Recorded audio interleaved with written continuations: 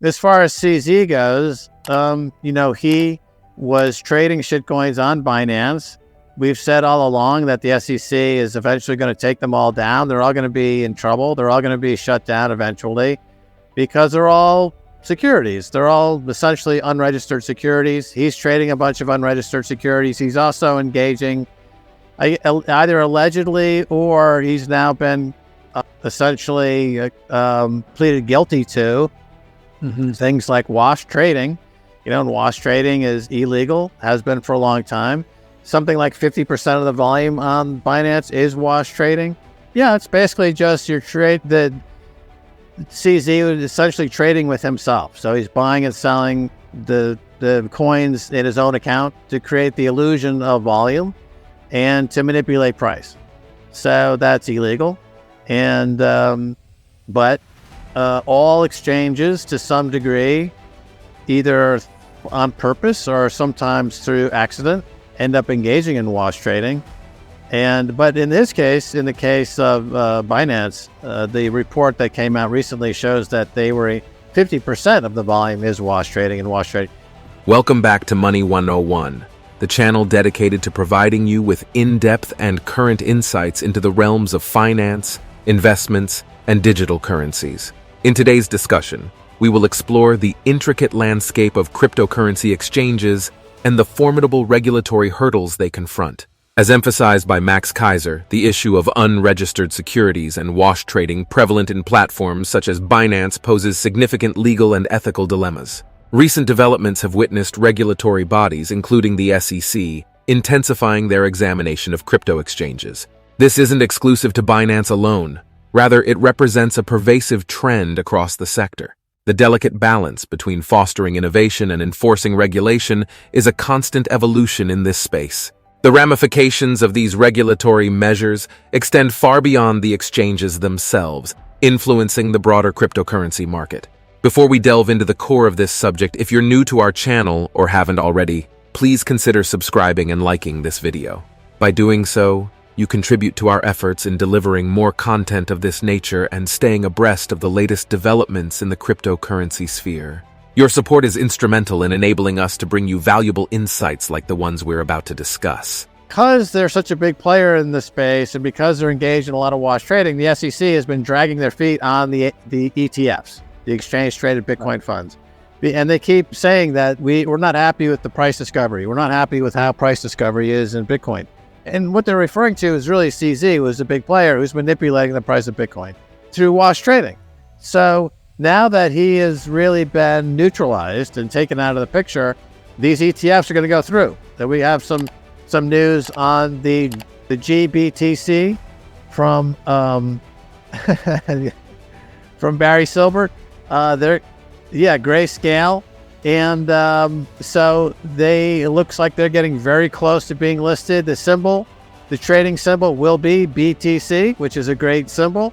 All the tens of thousands of stockbrokers in America and around the world will be able to call up their clients and say, put some money into Bitcoin, put some money into BTC, this Grayscale ETF.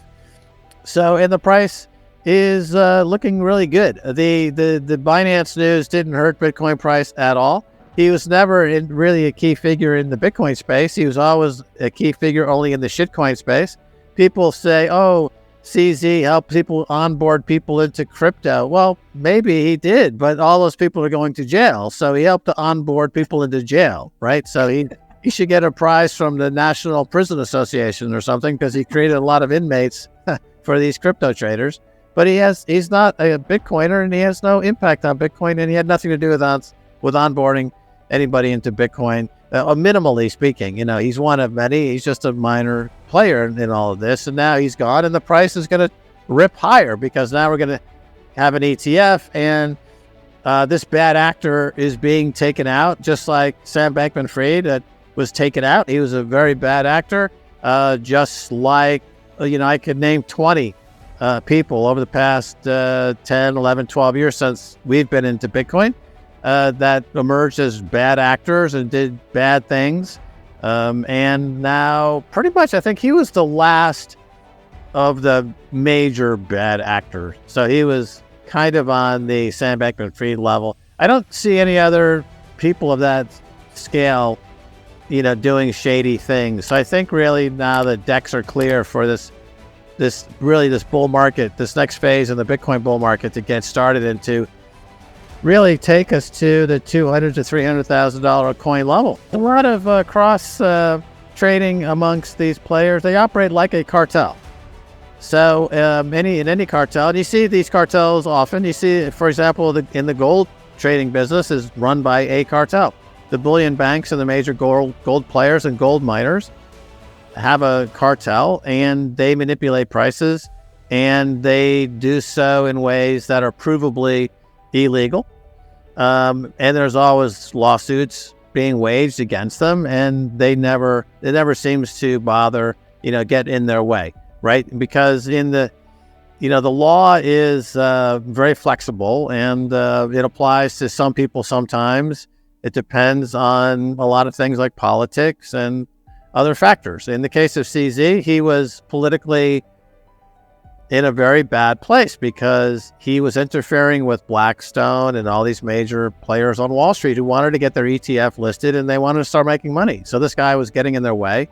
So they decided to charge him with stuff and to put him into the courtroom doing stuff that they do, right? They wash trading is done by these guys all the time.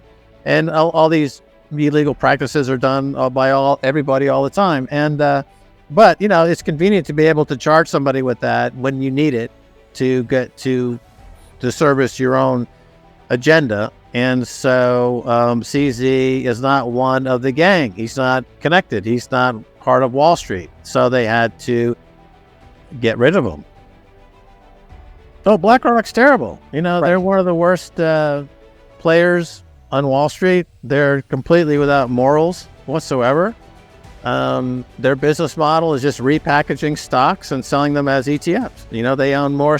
Their ETFs own more stocks than there are stocks, right? They're just and they charge a fee for that, and they have incredible political influence that they use to make it easier for them to game the system, and they are really a plague on capitalism, but they become a useful idiot in this case. The thing about Graham is that Bitcoin was really the first major financial play in history where the plebs got to it first.